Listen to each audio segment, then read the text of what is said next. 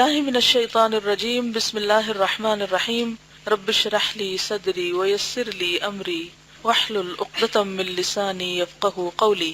فصل ہفتم، صفحہ نمبر 231۔ آداب معیشت و اخلاق نبوت۔ آداب معیشت یعنی زندگی گزارنے کے آداب، اور نبوت کے اخلاق یعنی نبی صلی اللہ علیہ وسلم کا اخلاق و کردار۔ معلوم ہونا چاہیے کہ ظاہر کے آداب باطن کے آداب کا عنوان ہے، یعنی آداب صرف باہر نہیں ہوتے بلکہ اندر بھی ہوتے ہیں، اور جو اندر ہوتے ہیں نا وہی باہر ریفلیکٹ کرتے ہیں۔ جیسی آپ کی سوچ ہوگی ویسے ہی آپ کے ایکشنز ہوں گے، ویسے ہی آپ کے رویے ہوں گے، وہ چہروں پر بھی ویسے ہی آ جاتا ہے، وہ چال ڈھال میں بھی آ جاتا ہے۔ تو ہم عام طور پر جب آداب کی بات کرتے تو صرف ظاہری مینر سکھاتے رہتے ہیں، ہاتھ یوں نہ اٹھاؤ، انگلی یوں نہ کرو، جوتا ایسا نہ پہنو، فلاں ایسا نہ کرو۔ اور اعضاء کی حرکات خیالات کا پھل ہیں۔ کیا مطلب؟ اعضاء، ہاتھ پاؤں کی حرکات کیا ہیں؟ خیالات کا پھل یعنی آؤٹ کم۔ جو سوچتے ہیں وہی ظاہر ہوتا ہے۔ اسی طرح اعمال اخلاق کے نتائج ہیں۔ اعمال اخلاق کے یعنی عادات کے نتائج ہیں، اور آداب معارف کا ثمرہ ہے۔ کیا مطلب؟ آداب معارف کس کو کہتے ہیں؟ علوم وغیرہ جو انسان جانتا ہے، جس کی اس کو سمجھ ہوتی، اس کا ثمرہ یعنی آؤٹ کم۔ دل کے خیالات ہی سے افعال پیدا ہوتے ہیں، یعنی جو دل میں آتا وہی آپ کرتے ہیں یا نہیں، اور اندر کے انوار ہی ظاہر پر چمکتے ہیں اور اسے خوبصورت اور مزین بنا دیتے ہیں۔ اگر دل میں وسعت ہوگی، دل میں خوبصورتی ہوگی، تو وہ آپ کے رویے، اخلاق، گفتگو، لہجے، معاملات، ہر چیز میں جھلکے گی اور سب کو خود بخود خوبصورت بنا دے گی۔ جس آدمی کا دل نہیں ڈرتا اس کے اعضاء بھی نہیں ڈرتے، اور جس کا سینہ انوار الہیہ کا طاقچہ نہ ہو اس کے ظاہر پر آداب نبوت کا فیضان نہیں ہوتا۔ انوار الہیہ یعنی جس پر اللہ کے کلام کی روشنی نہ ہو، جس دل میں، طاقچہ کس کو کہتے ہیں؟ وہ چھوٹی سی کھڑکی کی طرح سے ہوتی ہے نا، جو نیشے جس کو بولتے ہیں، وہ جو لیمپ رکھنے کی جگہ نہیں ہوتی، پرانے گھروں میں ہوتا ہے اس طرح کا طاقچہ۔ ہم پہلے کچھ آداب کا تذکرہ کر چکے ہیں، اس جگہ ان کے اعادہ کی ضرورت نہیں ہے۔ اس باب میں ہم حضرت محمد صلی اللہ علیہ وسلم کے کچھ آداب اور اخلاق بیان کریں گے کہ آداب کے ساتھ ایمان کی تاکید بھی آپ کے اخلاق کریمہ کو دیکھ کر اپنے قلوب میں جمع کر لیں، جن میں سے ایک ایک خلق شہادت دیتا ہے کہ آپ صلی اللہ علیہ وسلم تمام مخلوق سے زیادہ مکرم، زیادہ بلند مرتبہ اور سب سے بڑی قدر و منزلت والے تھے۔ پھر اگر یہ سب اکٹھے ہو جائیں تو قدرت کے اس شاہکار کا کیا کہنا؟ حضرت عائشہ رضی اللہ عنہا سے حضرت رسول اللہ صلی اللہ علیہ وسلم کے اخلاق کے متعلق سوال ہوا تو آپ نے کہا، آپ کے اخلاق قرآن ہے، جس پر قرآن ناراض ہوتا تھا اس پر آپ ناراض ہوتے تھے۔ جب اللہ تعالیٰ نے آپ کے اخلاق کو مکمل کر دیا تو آپ کی تعریف کی، وَإِنَّكَ لَعَلَىٰ خُلُقٍ عَظِيمٍ، اور آپ کے اخلاق بڑے عظیم ہیں۔ پاک ہے وہ جس نے ایسے اخلاق دیے۔ پھر ان کی تعریف کی، یعنی سکھایا بھی اللہ نے خود اور پھر تعریف بھی خود فرمائی۔ اور یہ آپ کے اخلاق حسنہ اور صفات عالیہ میں سے کچھ کا تذکرہ ہے نیچے جب بیان ہوگا۔ حضرت رسول اللہ صلی اللہ علیہ وسلم سب سے زیادہ حوصلے والے۔ کیا مطلب؟ صبر، حوصلہ، ہمت، بہادری۔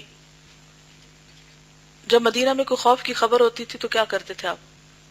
خود بعض اوقات گھوڑے پر بیٹھ کر چکر لگا کر آتے تھے کہ کوئی ایسی چیز تو نہیں کہ جس سے مسلمانوں کو نقصان ہو سکتا ہو۔ سب سے زیادہ سخی اور سب سے زیادہ مہربان تھے۔ اب اپنے آپ کو ہم خود اسکریننگ کریں اپنی، ہم کہاں کھڑے، کوئی کسی کو نہ دیکھے نہ سوچے، اس کی روشنی میں ہم اپنا جائزہ لیں۔ آپ اپنا جوتا مرمت کر لیتے، کپڑے کو پیوند لگا لیتے اور گھر کے کام کاج میں ہاتھ بٹاتے۔ یہ کہنا کوئی فخر کی بات نہیں کہ مجھے تو ٹانکا بھی نہیں لگانا آتا۔ ٹانکا لگانا سیکھیں، بٹن لگانا سیکھیں۔ آپ پردہ نشین کنواری لڑکیوں سے بھی زیادہ شرم و حیا والے تھے۔ آپ غلاموں کے بلانے پر چلے جاتے، یعنی ہر ایک کی بات سن لیتے، بیماروں کا حال پوچھتے، کسی کو اکیلے چلتے دیکھتے تو سواری پر اپنے پیچھے بٹھا لیتے، لفٹ دیتے، ہدیہ قبول کرتے اور اسے کھاتے اور اس کا بدلہ بھی دیتے، لیکن صدقہ نہ کھاتے تھے۔ کبھی کبھی آپ کے پاس ردی کھجوریں بھی پیٹ بھرنے کے لیے نہ ہوتی، کیونکہ جو آتا تھا اللہ کی راہ میں چلا جاتا تھا۔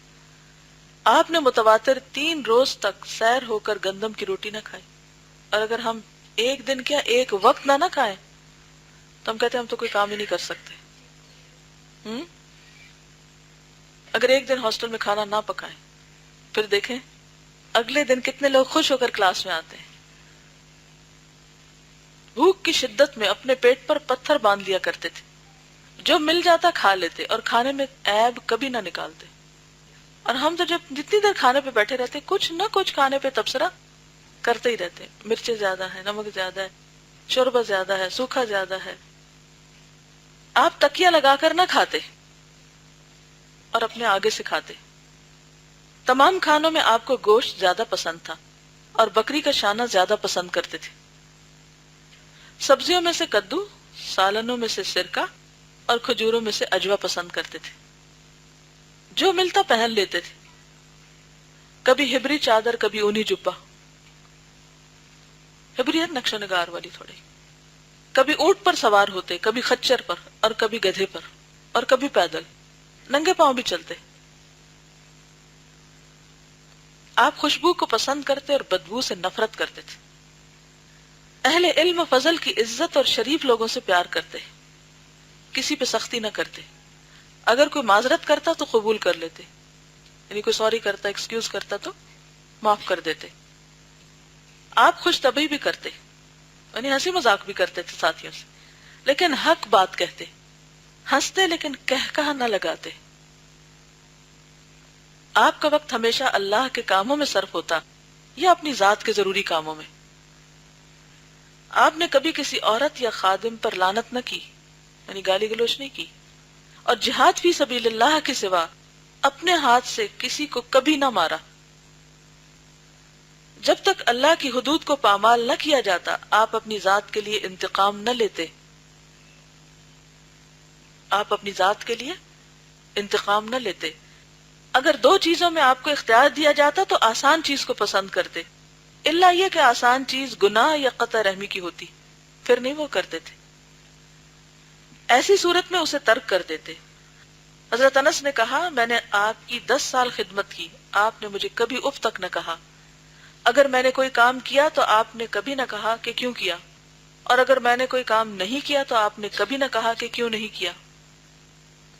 قرأت میں آپ صلی اللہ علیہ وسلم کی صفت اس طرح ہے، محمد اللہ کا رسول صلی اللہ علیہ وسلم، میرا پسندیدہ بندہ، یعنی اللہ کے حبیب، نہ سخت دل نہ سخت گیر، نہ بازاروں میں بلند آواز سے بولنے والا اور نہ برائی کا بدلہ برائی سے دینے والا، معاف کرتا اور درگزر کرتا ہے۔ یعنی اللہ تعالیٰ نے آپ کی تعریف ان الفاظ میں بیان کی۔ وہاں آپ کے اخلاق میں سے تھا کہ پہلے خود سلام کہتے، یعنی سلام میں پہل کرتے، اور اگر کوئی آدمی آپ کو کسی ضرورت کے لیے علیحدہ لے جا کر بات کرتا تو جب تک وہ خود نہ چلا جاتا آپ اس سے علیحدہ نہ ہوتے۔ اگر کسی سے مصافحہ کرتے تو دوسرا آدمی ہی آپ کے ہاتھ کو چھوڑتا۔ مجلس کے آخر میں اپنے صحابہ میں شامل ہو کر بیٹھ جاتے، گویا کہ آپ بھی انہی میں سے۔ کوئی پردیسی آتا تو اسے معلوم نہ ہوتا کہ رسول اللہ صلی اللہ علیہ وسلم کون سے ہیں، یہاں تک کہ وہ آپ کے متعلق سوال کرتا۔ آپ بڑی دیر تک خاموش رہتے، بولتے تو مسلسل نہ بولے جاتے بلکہ تول کر بولتے اور مکرر کہہ کر ذہن نشین کراتے۔ مکرر کہہ کر کا کیا مطلب ہے؟ ریپیٹ کر کے۔ طاقت ہوتے ہوئے معاف کر دیتے اور کسی سے ایسا سلوک نہ کرتے کہ اسے برا محسوس ہو۔ بات کے سب سے زیادہ سچے اور عہد کو سب سے زیادہ پورا کرنے والے تھے۔ طبیعت کے بہت نرم، معاشرے میں سب سے معزز، جو آپ کو پہلی بات دیکھتا ہیبت زدہ ہو جاتا ہے، ڈرتا تھا آپ سے، لیکن جو آپ کے پاس رہتا وہ آپ سے محبت کرتا۔ صحابہ آپ سے دنیا کی کوئی بات کرتے تو آپ بھی ان سے باتیں کرتے، یعنی دنیاوی امور پر بھی بات کرتے تھے۔ بعض اوقات جب ہم دین میں آتے ہیں تو ہم دنیا کی کوئی بات نہیں کرنا چاہتے، تو اس میں اعتدال ہونا چاہیے۔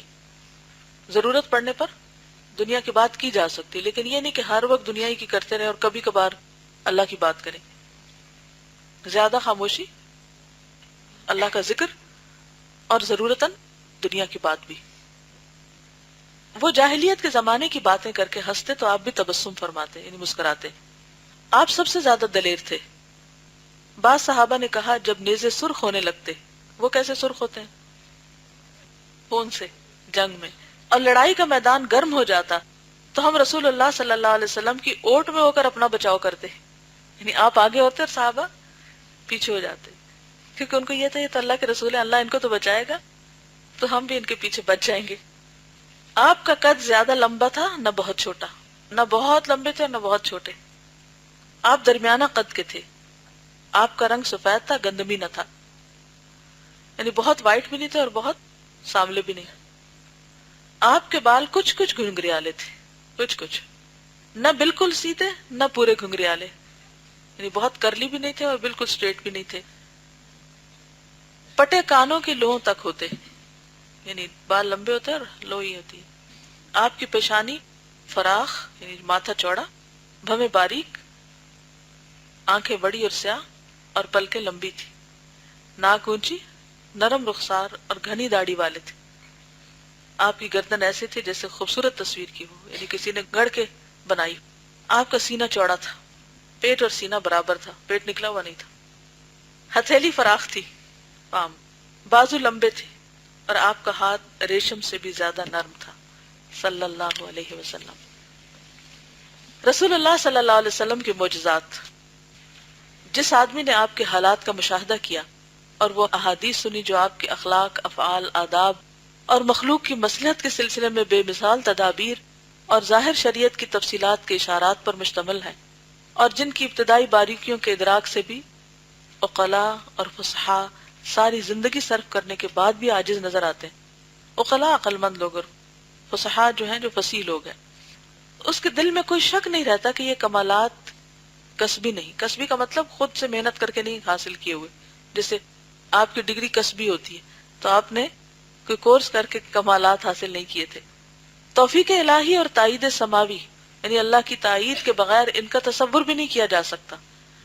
اور یہ کہ ایسے کمالات کسی فریبی یا جھوٹے آدمی میں نہیں ہو سکتے. آپ کے خصائل، حالات اور اوصاف آپ کی صداقت کے قطعی شاہد ہیں.